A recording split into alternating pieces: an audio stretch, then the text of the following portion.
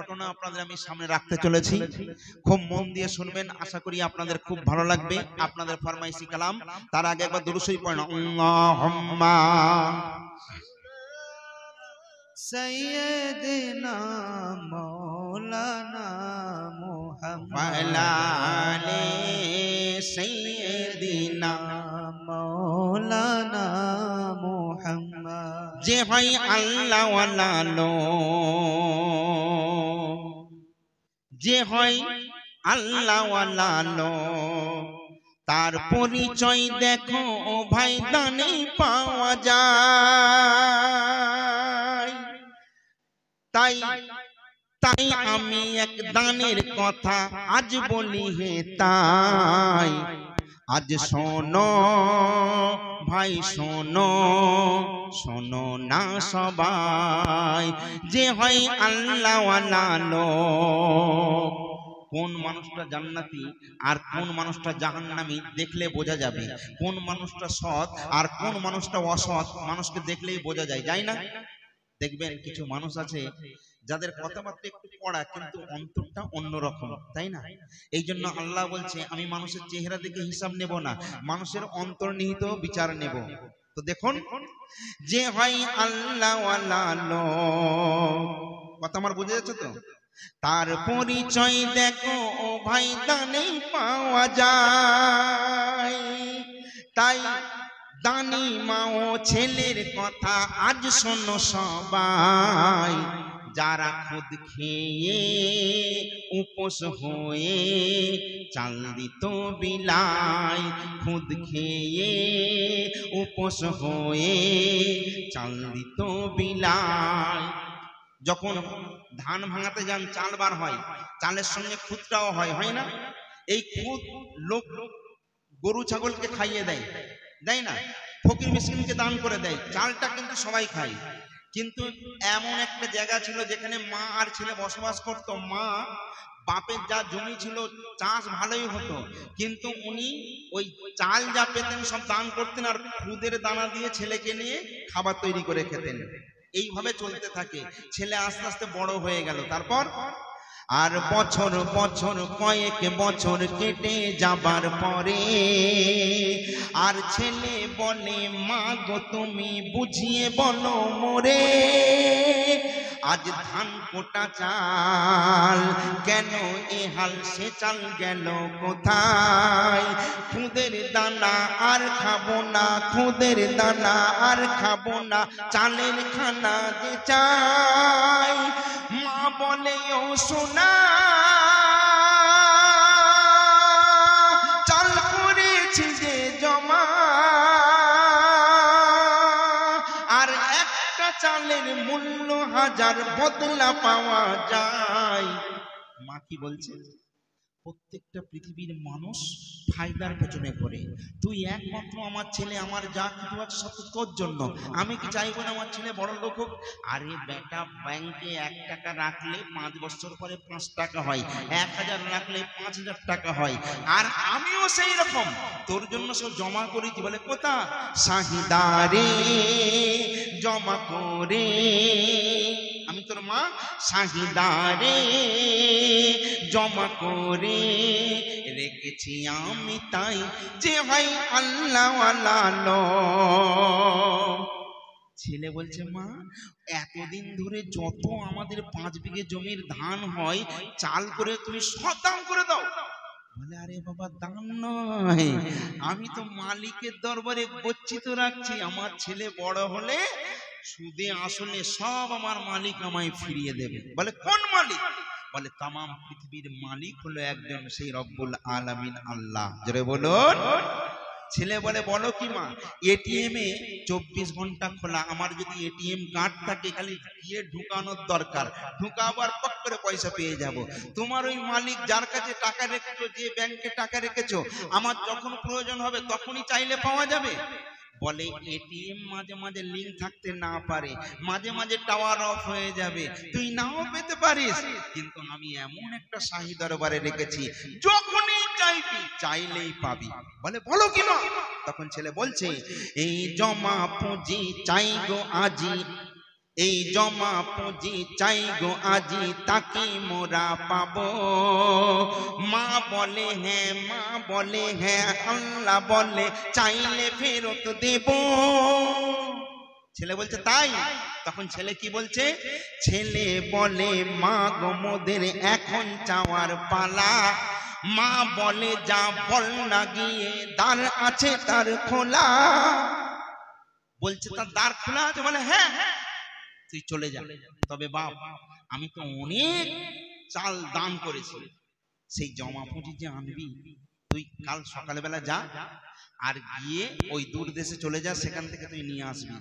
সকাল হয়ে গেল, ছেলে গা হাত ধুয়ে নিল। সাধারণ ছেলে, এই ছেলেটা কোনো আলেম ওলামা নয়, সাধারণ ছেলে, প্যান্ট শার্ট পরনেওয়ালা ছেলে। এই ছেলেটাকে মা বলছে গা হাত ধুয়ে নিয়েছিস? বলল হ্যাঁ।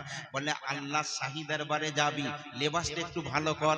দেখুন আপনি ঈদের দিনে, জুম্মার দিনে যদি নামাজ পড়তে যান, সবসময় প্যান্ট শার্ট পরেন, আপনার ওই দিনে মনে হয় না যে ভালো করে সাবান দিয়ে গাটা ধুই, চোখে সুরমা দিয়ে আতর মেখে পাঞ্জাবি পায়জামা পরে আমি জুম্মা পড়তে যাও বা ঈদের নামাজ পড়তে যাও, মনে হয় না? তো মা বলছে শাহী দরবারে যাবি, ভালো পোশাক পর। ছেলে একটা পায়জামা পরে নিয়েছে, একটা পাঞ্জাবি পরে, একটা টুপি পরে নিয়েছে, কারণ ওই আল্লাহ মালিক, তার দরবার থেকে মাল আনতে হবে। আর একটা বস্তা নিয়েছে। তারপর আর রুটি পানি নে।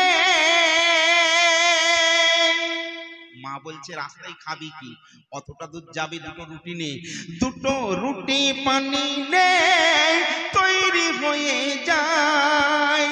সে অচিন দেশে করবে সফর, নাই বেশি সময়। ছেলে বলছে দাও বিদায়, দাও বিদায়, আমায় দাও বিদায়, যে হয় আল্লাহ ওয়ালা লয়।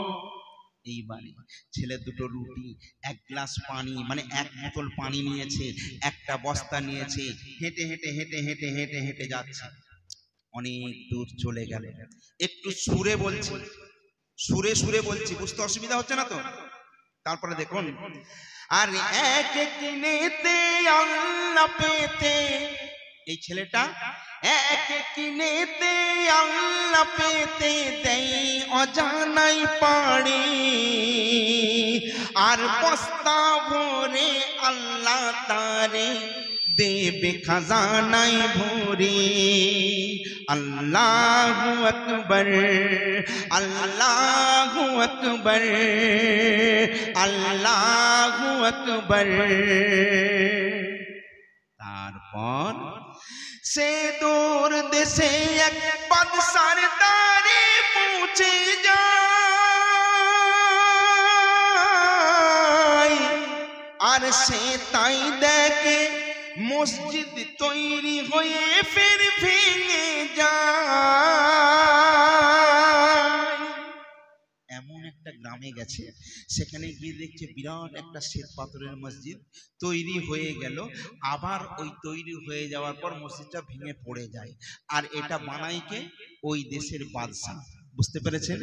এইরকম একটা অঘটন ভিন্ন ভিন্ন দেশ থেকে লোকজন দেখতে আসে। কি ব্যাপার? আল্লাহর ঘর মসজিদ বানানো হয়, কমপ্লিট হবার পর আবার ভেঙে পড়ে যায়। কি ব্যাপার? লোকজন দেখছে। আর তার পাশ থেকে ওই ছেলেটা হেঁটে হেঁটে যাচ্ছে। বাদশা দেখছে এত লোক আছে, কিন্তু এই ছেলেটার চেহারাটা এত সুন্দর। ছেলেটাকে দিকে, এই ছেলে শোন, তুই কোথায় যাবি? তাই বাদশা বলছে, বাদশা বলে ও ছেলে যাবে কোথায়?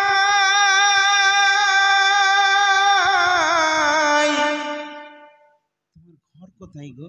ছেলে বলছে আপনি আমাকে চিনবেন না, আমার বহু দূরে ঘর, সেই চারঘাট, সেই স্বরূপনগর থানা, চারঘাট মসলন্দপুর বলে, ওখান থেকে যেতে হয় হাসপাতালের পেছনে, ওই গ্রামটাই আমার বাড়ি। বলে তুমি যাবে কোথায়? বলে আমার মা এত জমা পুঁজি করেছে আল্লাহর দরবারে, তো আমি আল্লাহর শাহী দরবারে যাচ্ছি আমার জমা পুঁজি আনার জন্য। বাদশা বলছে ওরে বাপরে বাপ, এই কথা তো আমি কোনোদিন শুনিনি, যে আল্লাহ মালিক তার শাহী দরবার আছে, সেখান থেকে যে যা চাই পাই। ছেলে বলছে কেন পাবেন? আমার মা তো বললো 1 রাখলে 70 দেয়। বলে তাই? বলে আমি আল্লাহর কাছে যাচ্ছি। তখন বাদশা বলছে বলো সে তাই, আমার কথা কথা আল্লাহ, তুমি যখন আল্লাহর কাছে যাচ্ছ, বলো সেটা আমার কথা আল্লাহ। কি বলবে গিয়ে? কি কসুর আর কি মোর গুনাহ, তৈরি মসজিদ কেন টেকে না? কি কসুর আর কি মোর গুনাহ, তৈরি মসজিদ কেন টেকে না? উপায় কি তার জেনে গো আমায় বলো এসে ওই ফিরে। আল্লাহ তো ভাঙে, আল্লাহ তো গড়ে, আল্লাহ তো ভাঙে। ও ভাই, দেখা গেল ভীষণ তুফান, কত রকম তুফানের মোকাবেলা আমাদের করতে হচ্ছে, তাই না? কত লোকের ঘর ভেঙে গেছে, আবার কত লোকের ঘর বেঁচে গেছে, যাই না? এরকম একটা বাস উল্টে যাওয়ার পর দেখা গেল 50 জন যাত্রী ছিল, 20 জন মরে গেল, 10 জন কিন্তু বেঁচে গেছে। তার মানে আল্লাহ তাদেরকে বাঁচিয়ে দিয়েছে, তাদের মরণ ওখানে নেই, তাই না? তাহলে বাঁচাবার মালিক কে? আল্লাহ। এই বাদশা বলছে তিনিই ভাঙে, তিনি গড়ে। তুমি যখন যাচ্ছ, আমার এই আপেল, আমার এই প্রার্থনাটা তুমি নিয়ে যাও। তাহলে বাদশার কি আপিল? আমার মসজিদ হয় আর কেন ভেঙে যায়, এটা আল্লাহকে জিজ্ঞেস করবে কেন হয়। তাহলে একটা সওয়াল হলো, 3টে সওয়াল নিয়ে যাবে। তারপরে মন দিয়ে শুনুন দ্বিতীয় সওয়াল। আর হেঁটে হেঁটে চলতে থাকে আপন মনে, দেখে এক লোক কাঁদে ওই কচু বনে। ছেলেটা বাদশাকে বলছে আপনার সওয়াল আমি নিয়ে নিলাম, আমি আল্লাহকে জানাবো। আবার ছেলেটা হাঁটছে, হেঁটে হেঁটে আবার একটা গভীর জঙ্গলের মধ্যে প্রবেশ করছে। গিয়ে দেখছে এক জায়গায় কচু বনে ভর্তি, সেখানে একটা এত সুন্দর নুরানি চেহারার দাড়ি একটা লোক সেইখানে বসে অঝর নয়নে কাঁদছে আর কুষ্ঠ হয়ে, আর সেই লোকটার কুষ্ঠ হয়ে সারা দেহ তার পচে যায়। বলে বাবা কে তুমি আর যাও কোথায়? সেই লোকটার সারা দেহ কুষ্ঠ হয়ে গেছে। ওই ছেলেটা গিয়ে লোকটার সামনে দাঁড়িয়ে, লোকটা কাঁদতে কাঁদতে চোখটা তুলে বলছে শোনা তুমি কি? আমাকে কোনোদিন এখানে কেউ কোনো মানুষ ফিরে তাকায় না, আজকে তুমি আমার কাছে এসে এইভাবে তাকিয়ে আছো। ছেলেটা বলছে তোমাকে দেখে আমার খুব কষ্ট হচ্ছে, তুমি কে?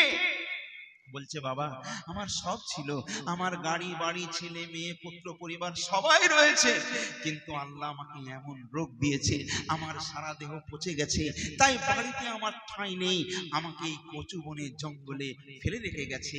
তুমি খুব সুন্দর ছেলে, কোথায় যাবে সোনা? বলছে আমার মায়ের জমা পুঁজি আছে আল্লাহর শাহী দরবারে, এই জন্য আমি ওই শাহী দরবারে মালগুলো আনার জন্য যাচ্ছি। সেই লোকটা তখন বলছে তাই নাকি বাপ, তুমি আল্লাহ শাহী দরবারে যাচ্ছ, আমার একটা যেতে যেতে সওয়াল নিয়ে যাবে? বলে কি সওয়াল? তখন সেই ওই যার কুষ্ঠ রোগীটা বলছে আর বলো গিয়ে তুমি খোদাকে মুক্তি কিসে, মুক্তি কিসে, মুক্তি আমার মিলবে গো কিসে? বলো তুমি গিয়ে খোদাকে মুক্তি আমার মিলবে গো কিসে?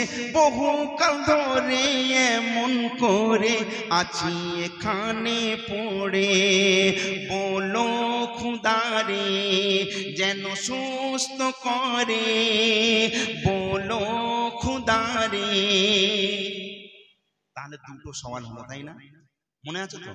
বাদশার নতুন মসজিদ কেন ভেঙে যায় আর এই কুষ্ঠ রোগটা কি করে ভালো হবে? দুটো সওয়াল ছেলেটা নিয়ে যাচ্ছে। ছেলেটা বলছে কোনো ব্যাপার নেই, আমি যখন সেই মালিকের দরবারে যাচ্ছি, এখন কেউ যদি যায় চার ঘাটে আলু কিনতে যাচ্ছে, আপনি বলেন এই খোকা কোথায় যাবি? বলে চার ঘাটে আলু কিনতে। শোন না বাপ, এই আমার 200 মুসুর ডাল নিয়ে আসবি, সে আনবে না আনবে না? যাচ্ছে যখন এক পথে, তোমার যখন সওয়াল আছে চলো কোনো ব্যাপার নেই, চলে যাচ্ছে। ভাইরে আমার, এইবারে ওই ছেলেটা আস্তে আস্তে আস্তে আস্তে জঙ্গলের মধ্যে প্রবেশ করলো। বিরাট বড় জঙ্গল, সেই জঙ্গলে কোনো মানুষের দেখা মেলে না, শুধু পশু পক্ষীর দেখা মেলে, আর ভয়ঙ্কর ভয়ঙ্কর হিংস্র জন্তু সেখানে। কিন্তু ওই ছেলেটা হঠাৎ চমকে গেল, কেন জানেন? আর হাঁটতে হাঁটতে এলো আবার মনের ভেতর, দেখে রাস্তায় পড়ে আছে একই অজগর। অজগর সাপ দেখেছেন? কোনদিন সাপের সামনে পড়েছেন? আল্লাহু আকবার, বলতেও খুব ভালো লাগবে। এইবারে দেখুন, গিয়ে দেখছে ওই রকম ছেলেটা বিরাট বড় একটা অজগর। কিন্তু অজগর সাপ দেখেছেন যে নিঃশ্বাসে মানুষকে টেনে নেয়, কিন্তু এই সাপটা এত বড় সাপ, এ নড়তে পারছে না, চড়তে পারছে না। আল্লাহর কি কুদরত, ওই সাপটা কথা বলছে ছেলেটার সাথে। কি কথা দেখেন, ওই অজগর সাপটা তখন বলছে, আর নড়া চড়া, ওই অজগর সাপের নড়া চড়ার করার তার ক্ষমতা না,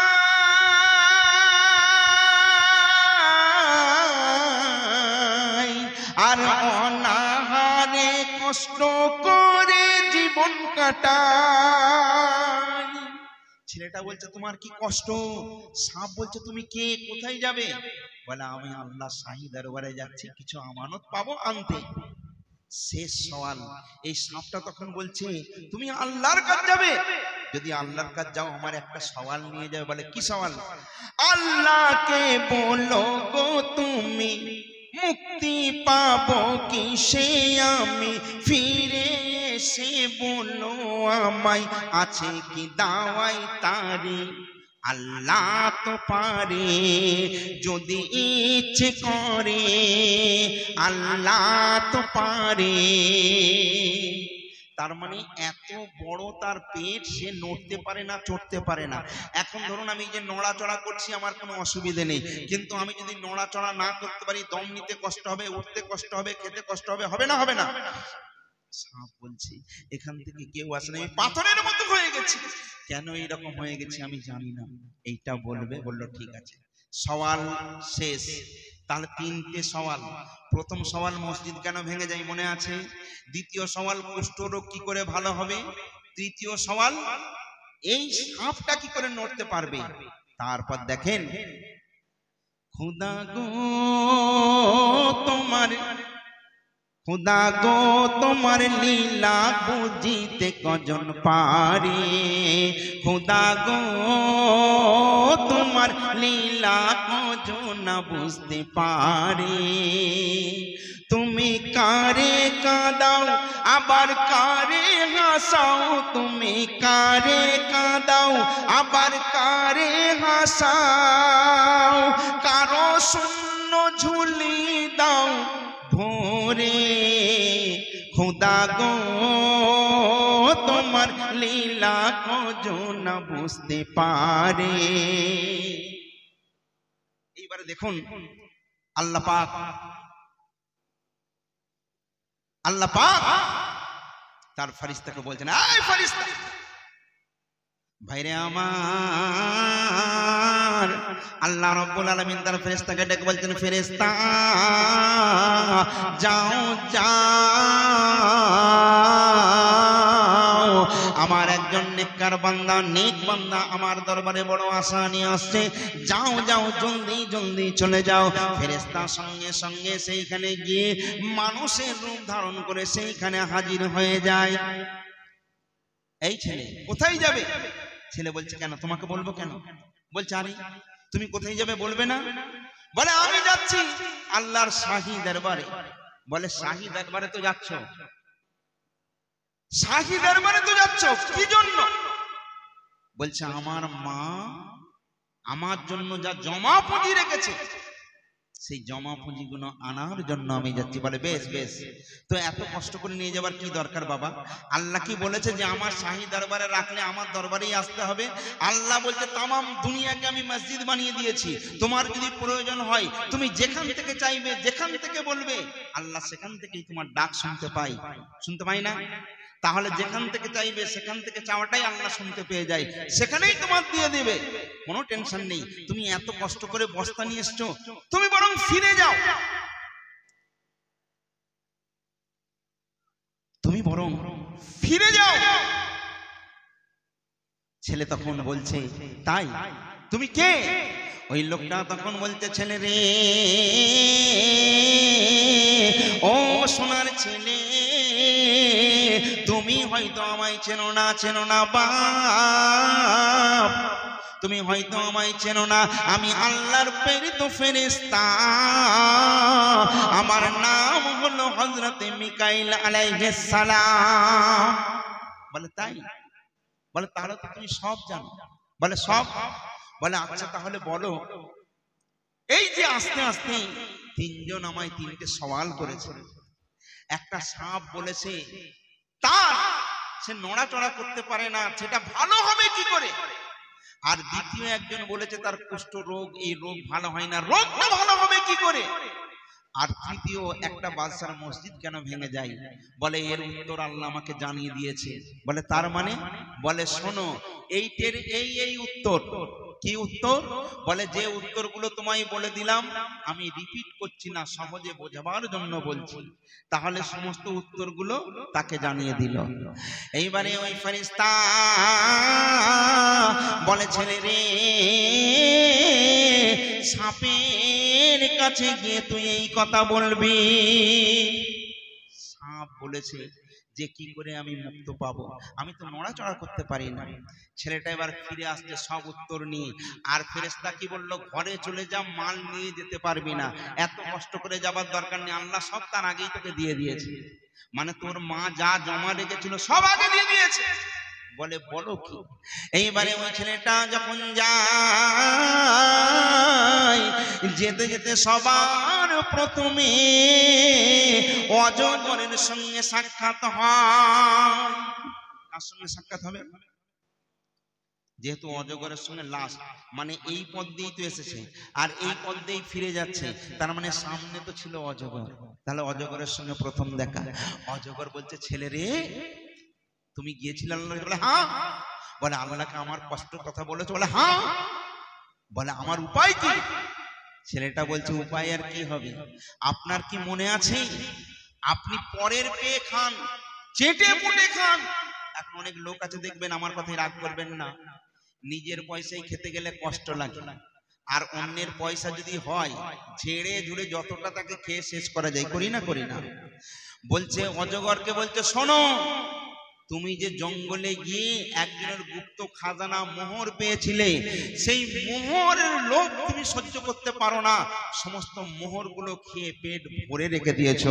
তুমি তো কৃপণ, নিজে এত খেয়েছো, গলা পর্যন্ত খেয়েছো, এই জন্য মোহরের চাপে তুমি আর ঢোকো নিতে পারো না, তুমি শ্বাসও নিতে পারো না, নড়তেও পারো না, চড়তেও পারো না, এত বড় তোমার শরীর হয়ে গেছে।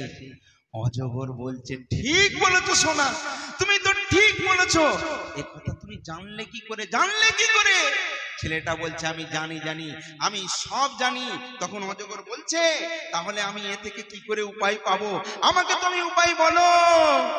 আর ছেলে বলে একটি কথা তোমারে শুধাই,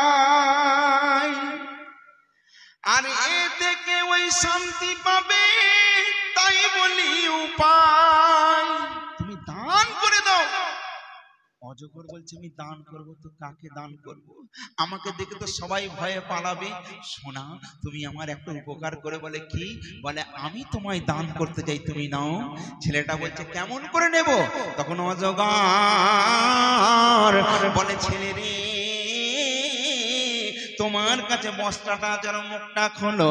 অজগর যে আল্লাহর নাম নিয়ে এইভাবে আওয়াজ দেয়, হিচকি যখন তোলে, একটা একটা করে মোহর ওই বস্তার মধ্যে পড়তে থাকে, একটা একটা করে মোহর দিতে থাকে, শরীরটা হালকা হতে থাকে, যত মোহর দিতে থাকে আস্তে আস্তে হালকা হতে থাকে। সমস্ত মোহরগুলো অজগর চিন্তা করে এই মোহর আমার কি প্রয়োজন। সমস্ত মোহর যখন আস্তে আস্তে ছেলেকে দেয়, এদিকে সাপ শান্তি পায় আর ছেলেটার বস্তা ভরে যায়। যাবে না?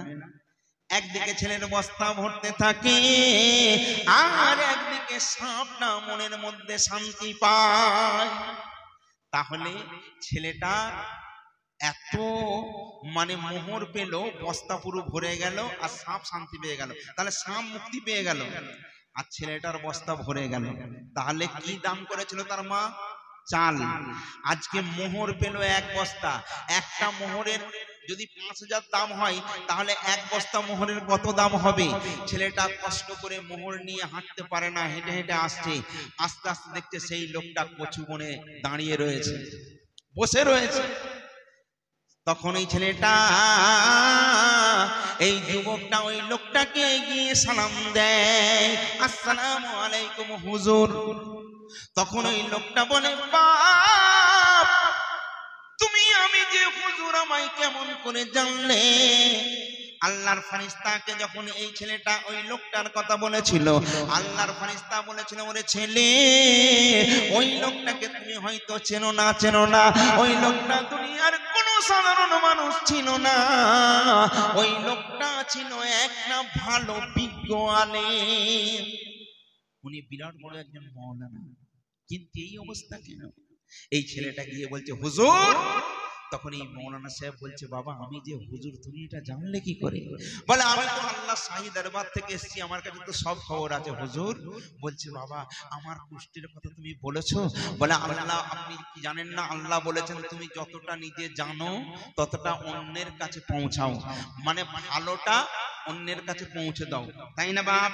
তো আপনি যে এত জ্ঞানী, আল্লাহ আপনাকে এত পণ্ডিত করেছেন, এত বড় আলেম করেছেন, কিন্তু আপনি দ্বীনের প্রচার কারোর কাছে করেননি, আপনি ইলম থেকে মানুষকে গাফিল করে দিয়েছেন, আপনি নিজে শিক্ষা গ্রহণ করেছেন কিন্তু অন্যের কাছে আপনি বিতরণ করেননি। এই জন্য আল্লাহ পাক আপনার ভিতরের ইলম গুলো কুষ্ঠ রোগ করে ভয়ানক পচিয়ে দিয়েছেন, সারা দেহ পচে গিয়েছে। তখন ওই মাওলানা সাহেব বলছে, ঠিক বলেছো বাবা, আমি কি ভুল করেছি, কি অন্যায় করেছি? আল্লাহ পাক, তখন ছেলেটা বলছে, আল্লাহ পাক বলছেন আমি কৃপণ মানুষকে পছন্দ করি না। আপনি তো ইলম জানেন, অথচ কৃপণ, আপনার দান নেই।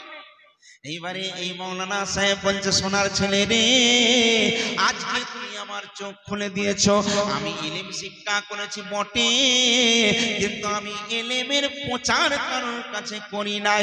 ও সোনার ছেলে রে, ও সোনার ছেলে, তুমি যখন আমায় দিলে বলে আমি দেবে তো কাকে দেবো? সোনার ছেলে তুমি একটু বসে যাও, আমি আল্লাহর কালামটা তোমায় দিতে চাই। এইবারে একটা দিতে থাকে, একটা ইলম বিতরণ করতে থাকে। যখন এই ছেলেটাকে দিতে থাকে, ছেলেটার তো শূন্য হৃদয়। আচ্ছা, আমার যদি কলসি খালি থাকে, যত পানি দেবেন পানি আস্তে আস্তে ভরে যাবে, যাবে না? যাবে না। কলসিতে তো পানিই নেই, খালি কলসি। এই ছেলেটা তো সাধারণ ছেলের মধ্যে কিচ্ছু পাওয়ার নেই।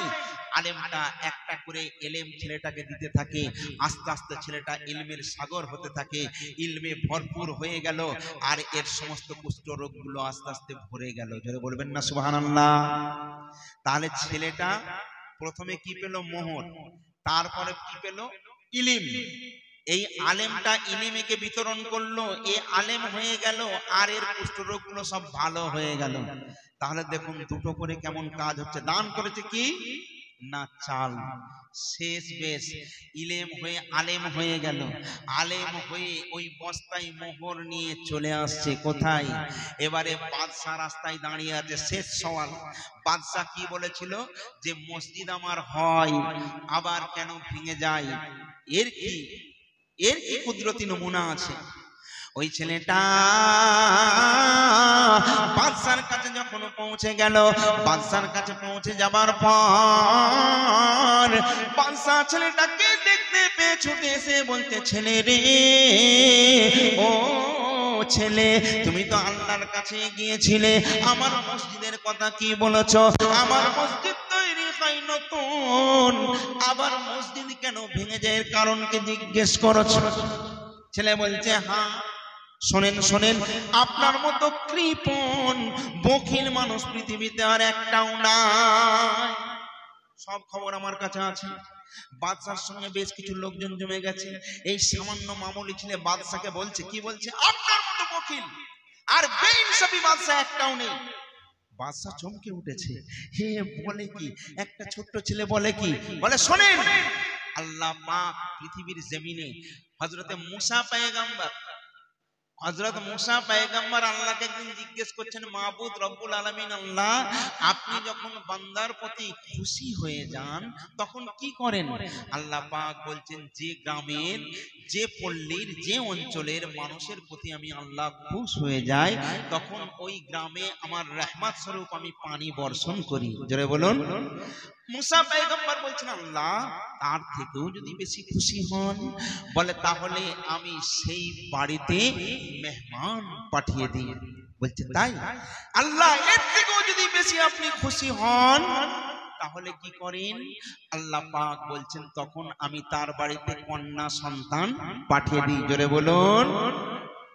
তাহলে এটা রহমত। আপনার বাড়িতে আপনার কন্যা সন্তান রয়েছে, কিন্তু আপনি কন্যার তো বিয়ে দেননি। আপনি চিন্তা করেছেন যে আমার একমাত্র মেয়ে, আমার টাকা পয়সার কোনো কিছুর অভাব নেই, আমি অন্য ছেলের হাতে দেব। সে ঠিক মতো তাকে দেখবে কি দেখবে না, খাওয়াবে কি খাওয়াবে না, খাওয়াবে কি খাওয়াবে না, এটা তো আমি জানি না। তাই আমার বাড়িতে থাকবে, আমার কোনো কিছুর অভাব নেই। কিন্তু আপনি জানেন না, প্রত্যেকটা মেয়ে যখন উপযুক্ত হয় সে চাই তার মনের মতো একটা সঙ্গী, মনের মতো একটা মানুষ। যদি মনের মতো মানুষ না পায় তার জীবনের কোনো দাম নেই। তাই আপনার মেয়ে যখন হা হুতুস করে, মসজিদ হয় আবার মসজিদ ভেঙে যায়, আপনি এক কাজ করুন, আপনার মসজিদ হয়ে যাবে, আপনার বাড়িতে যে উপযুক্ত কন্যা আছে এই কন্যাকে আগে বিদায় করেন, এই কন্যার আগে বিয়ে দিন। আপনার হজ ততক্ষণ মকবুল হবে না যতক্ষণ না পর্যন্ত আপনার উপযুক্ত কন্যাকে একজনের হাতে না দিতে পারেন। বাদশাহ বলছে ঠিক বলেছো বাপ, কিন্তু মনের মতো আমি তো সেই রকম ছেলে পাই না, আমি পাবে তো কোথায় পাবো?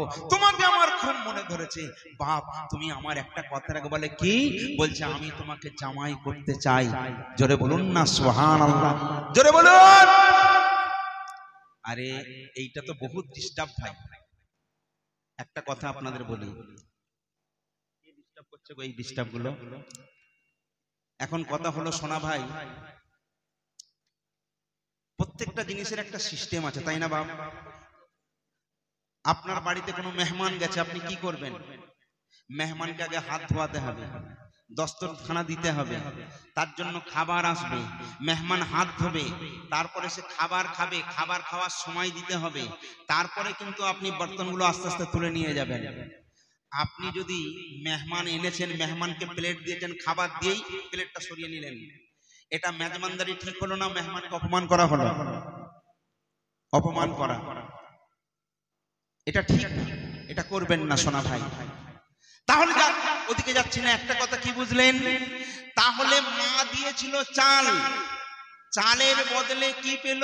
প্রথমে পেল মোহর, দ্বিতীয় পেল এলেম, আর তৃতীয় কি হলো? বাদশার জামাই। কি দান করেছিল? চাল। তাহলে দানের কত বড় ফজিলত!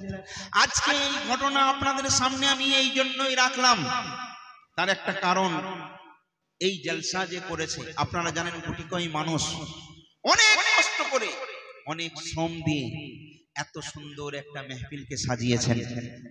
আজকে আমরা সবাই এসেছি দোয়া করব বলে, তাই না? আমাদের মা বাপ যারা চলে গেছে তাদের জন্য তো আমি দোয়া করব, এবং আপনাদের জন্য সুন্দর তাবারকেরও ব্যবস্থা আছে। এখন আপনারা চান তো যে এই জলসাটা এখানে কায়েম হোক, আল্লাহর রাসূলের কথা হবে, আমাদের মা বাপের জন্য দোয়ার জন্য আমরা ফরিয়াদ করতে পারবো।